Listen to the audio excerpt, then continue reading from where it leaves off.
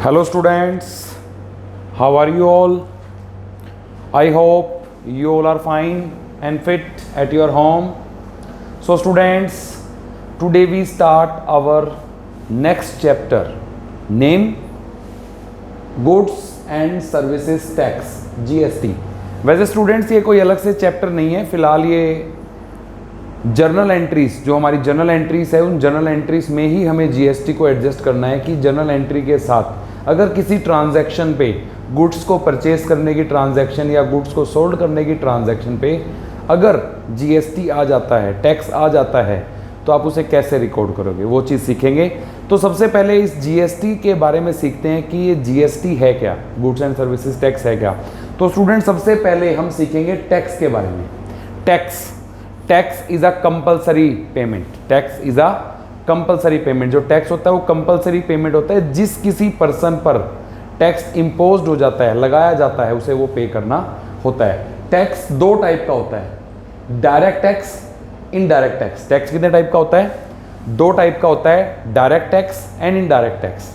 What is direct tax?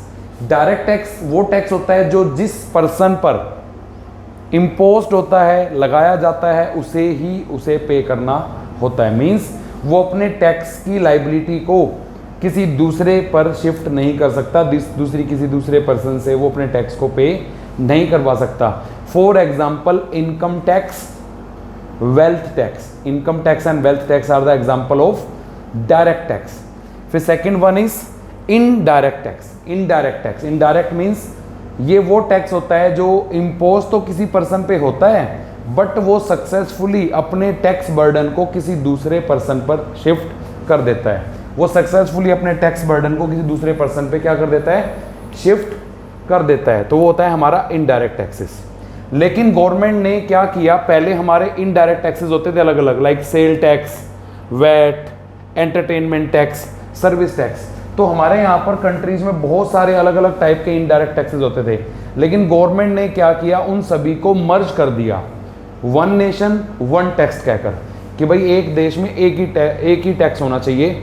तो हमने क्या किया, गवर्नमेंट ने सभी इनडायरेक्ट टैक्सेस को, अलग अलग इनडायरेक्ट टैक्सेस को क्लब कर दिया, मर्ज कर दिया एक टैक्स में, जिसका नाम हो गया GST, means goods and services tax. अब ये गुड्स एंड सर्विसेज टैक्स के रेट्स क्या हैं? जनरली रेट्स की अगर हम बात करें, असेंशियल आइटम, भाई जो जरूरी चीजें हैं, जरूरत की चीजें, उन पे कोई भी टैक्स नहीं होता।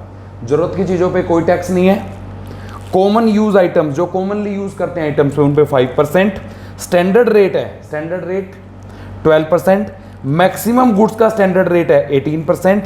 एंड लग्जरी आइटम्स और टबैको, उस पे है 28%। हालांकि आपको ये रेट से आपको कुछ नहीं करना, डिटरमाइन करना। क्वेश्चन आपको, जिस भी क्वेश्चन में आपको ये जीएसटी की एंट्रीज करनी है, तो उसमें आपको रेट ऑलरेडी गिवन होगा। और अगली बात, जो जीएसटी पे करते हैं, अब हम जीएसटी पे कब करेंगे? या तो हम क्या कर रहे हैं, गुड्स को परचेज कर रहे हैं, या किसी सर्विस को अवेल्ड कर रहे हैं। गुड्स परचेज करते टाइम या सर्विस अवेल्ड करते टाइम जो जीएसटी पेड होती है, उस जीएसटी को हम कहते हैं इनपुट जीएसटी। वो जीएसटी कौन सी होती है? हमारी इनपुट जीएसटी। और same at the time of sale, हम सेल कर रहे हैं गुड्स को, तो उस टाइम पे हम जीएसटी को कलेक्टेड कर रहे हैं। At the time of sale we collect GST. Collected GST को हम कहते हैं output GST. Paid GST is called input GST, collected GST is called output GST. उसके बाद नेक्स्ट टॉपिक आता है, इसमें ट्रांजैक्शन के टाइप्स होते हैं। जीएसटी के केस में जो हमारी ट्रांजैक्शंस हैं, इनके डिफरेंट टाइप्स हमें गिवन है। कौन कौन से टाइप्स होते हैं? ट्रांजैक्शन बेसिकली दो टाइप की होती हैं students, intra state transaction, inter state transaction. Intra state and inter state.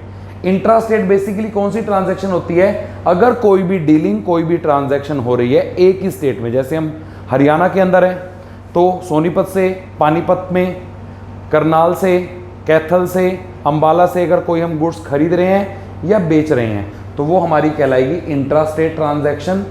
और अगर हम गुड्स सोल्ड कर रहे हैं या परचेज कर रहे हैं किसी दूसरे स्टेट से, मतलब उत्तर प्रदेश से, दिल्ली से, राजस्थान से, पंजाब से, तो वो ट्रांजैक्शन हमारी कहलाएगी कौन सी? Inter state transaction. अब इंट्रा स्टेट ट्रांजैक्शन में जो भी टैक्स का अमाउंट होगा, मतलब 5% है, 12% है, 18% है या 28% है, वो टैक्स दो पार्ट्स में डिवाइड हो जाएगा। इंट्रा स्टेट ट्रांजैक्शन में टैक्स दो पार्ट्स में डिवाइड हो जाएगा। 50% CGST, मतलब उसका आधा, टैक्स का आधा पैसा सेंट्रल गवर्नमेंट के पास जाएगा CGST, और आधा पैसा मिलेगा उस पर्टिकुलर स्टेट की जिसमें वो ट्रांजैक्शन हो रही है SGST।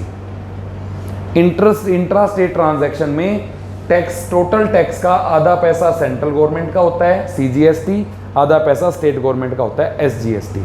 और वैसे ही same, but in case of interstate transaction, in case of interstate transaction the whole amount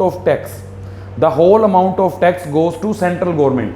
सारा पैसा किसके पास जाएगा? सेंट्रल गवर्नमेंट के पास। वहां पर 100% जितना भी टैक्स है IGST का मतलब होता है integrated goods and services tax. क्या होता है इसमें? Integrated goods and services tax. तो स्टूडेंट्स ये था इसके बारे में जो हमारी क्या कहते हैं journal informations about the goods and services tax. अब मैं आपको इसकी एंट्रीज, ये मैं आपको इसकी कुछ एंट्रीज है वो बता रहा हूँ कि एंट्रीज हमें कैसे करनी है। इसमें entries at the time of purchase, at the time of sale, means कब इनपुट GST आएगी, कब आउटपुट आएगी और कैसे इनको हम रिकॉर्ड करते हैं। तो सबसे पहले मैं एंट्री कर रहा हूं आपको इनपुट GST वाली। इनपुट GST मीन्स हम टैक्स पे कर रहे हैं। तो पहली एंट्रीज में किस चीज की बन सकती है? मान लो मैं गुड्स परचेज कर रहा हूं, तो उस केस में एंट्री हो जाएगी मेरी क्या? Purchases account debit, input CGST account debit, input SGST account debit, to cash अगर मैंने कैश में पेमेंट की है, टू बैंक अगर मैं चेक से पेमेंट कर रहा हूं, और टू क्रेडिटर्स अगर मैंने पेमेंट नहीं की है। लेकिन स्टूडेंट एक चीज का ध्यान रहे, जरूरी नहीं है ये CGST SGST आएगा। अगर ये ट्रांजैक्शन मेरी सेम स्टेट में हो रही है तो एंट्री ऐसे होगी। अदरवाइज इनकी जगह पे हमारा क्या आ सकता है? इनपुट IGST अकाउंट भी आ सकता है। इन केस ऑफ अगर वो ट्रांजैक्शन हमारी हो रही है किसी दूसरे स्टेट से, अगर हम गुड्स परचेज कर रहे हैं किसी अनदर स्टेट से। अब इसी केस में मान के चलो सेम ऐसे ही अगर मान के चलो हमने कोई एसेट्स परचेज की है, तो उस एसेट्स परचेज के में क्या करेंगे केस में? जहां पर ये परचेज वर्ड यूज किया है, मान लो आपने फर्नीचर परचेज किया, तो आप यहां पर फर्नीचर वर्ड को यूज कर सकते हो। तो GST पेड करते टाइम, और अगर मान के चलो आपने पे किया है रेंट, आपने क्या पे किया है? रेंट। तो रेंट की जगह पे आप यहां पर क्या डेबिट कर सकते हो? Rent account. आपने पे करी है लीगल फीस, तो आप यहां पर क्या डेबिट कर सकते हो? Legal fees. Means whenever you bought assets and paid और सर्विस अवेल्ड, या तो हम गुड्स खरीद रहे हैं तब टैक्स पे कर रहे हैं, या फिर हम क्या कर रहे हैं? हम किसी एसेट्स को खरीद रहे हैं तो टैक्स पे कर रहे हैं, या फिर हमने कोई सर्विस अवेल्ड करी है, मतलब हमने कई जगह रेंट पे ले रखी थी, या हमें कोई कंसल्टेशन फीस, एडवर्टीजमेंट एक्सपेंस, कोई भी चीज़ अगर हमें पे करनी पड़ रही है एक्सपेंसेस में स्टूडेंट्स किसको छोड़ दोगे? सैलरी और वेजेस को छोड़कर। सैलरी और वेजेस पे GST नहीं होता, उसको छोड़कर जो भी आप एक्सपेंस पे कर रहे हो उस पे भी आपको टैक्स देना है। सिर्फ फर्क क्या होगा? डेबिट में बदलेगा, और क्रेडिट में इन केस ऑफ गुड्स क्रेडिटर आता है, अदरवाइज लीगल फीस, रेंट या फर्नीचर के केस में सभी में कैश या बैंक ही आएगा आपका। तो ये मैंने कॉमन एंट्री आपको बता दी है। और लेकिन किसी किसी केस में ये रिवर्स्ड भी होता है। किसी किसी केस में जो हमारी इनपुट GST है ये क्या हो सकती है? रिवर्स कब हो सकती है? इन case of purchase returns, in case of purchase return, या फिर गुड्स, हमने गुड्स को क्या कर दिया?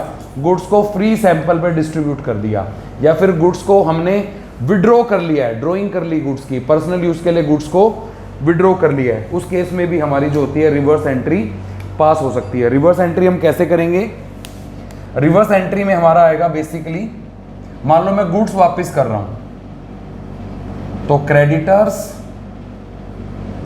Account debit to purchase return account to input CGST account to input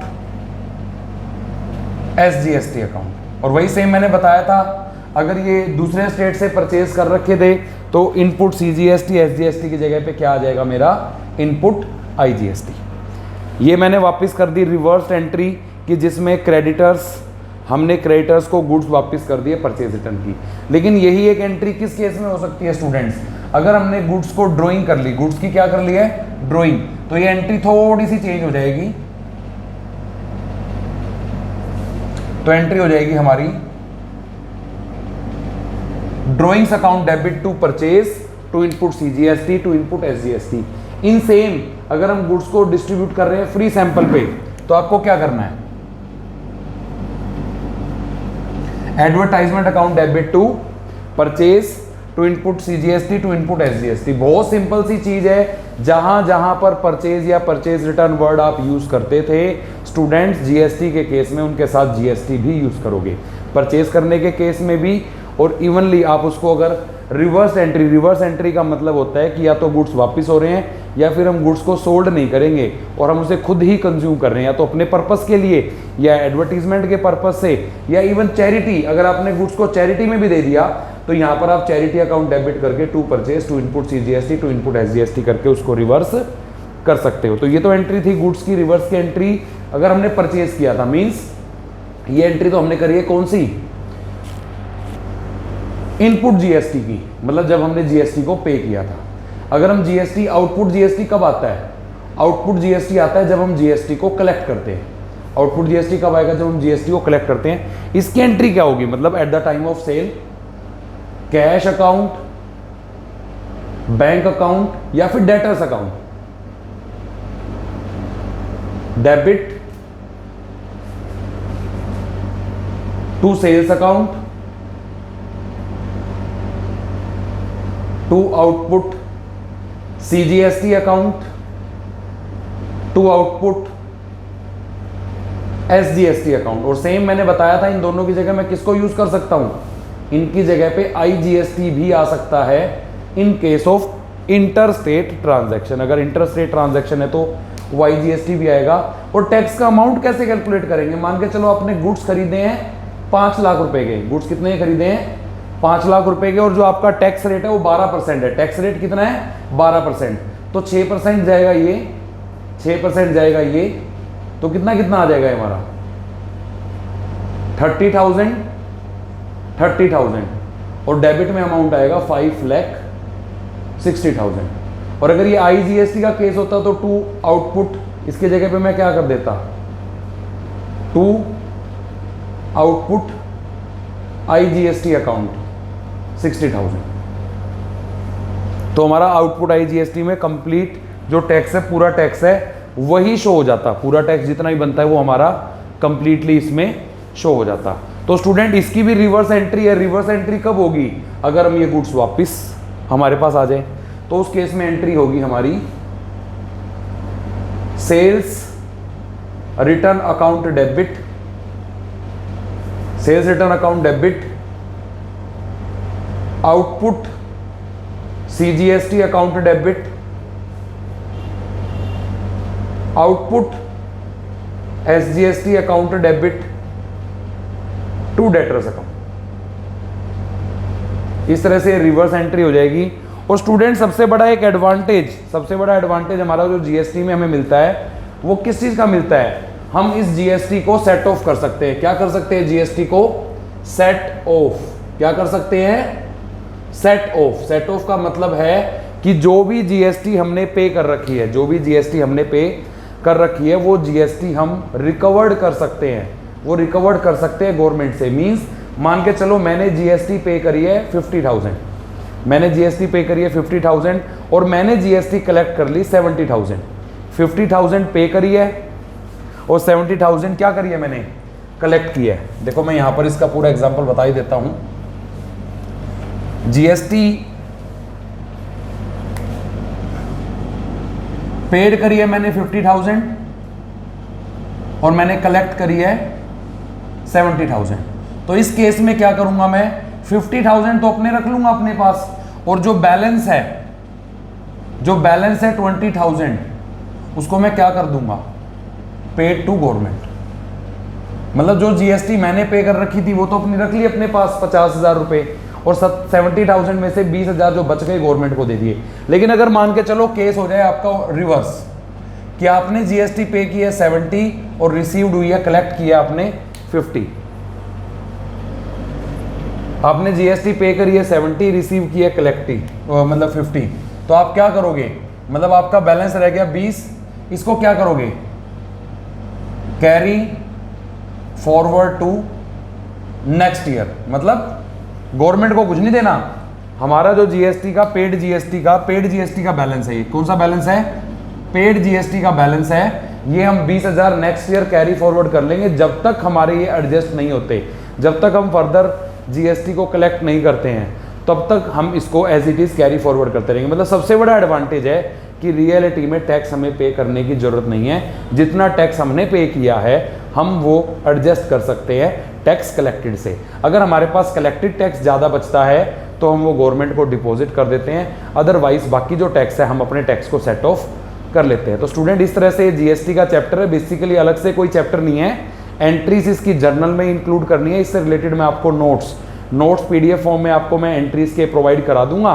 और बाकी जो इसके बारे में एसेंशियल जो डिटेल्स थी वो मैंने आपको यहाँ पर शेयर कर दी हैं। बाकी आपको इस चैप्टर के जो क्वेश्चंस हैं, इस चैप्टर के, ये आपका कौन सा है, चैप्टर नंबर 10 के क्वेश्चन नंबर 1 2 क्वेश्चन नंबर 7 आपको करने हैं, बट डू इलस्ट्रेशन फर्स्ट। पहले आप इसकी इलस्ट्रेशंस करके देखें ट्राई, और देन आप करें इसके practical question. Do illustrations in rough notebook and afterward do practical question in fair notebook. और फिर भी किसी को कोई डाउट है तो then you can ask me personally. Thank you, have a nice day.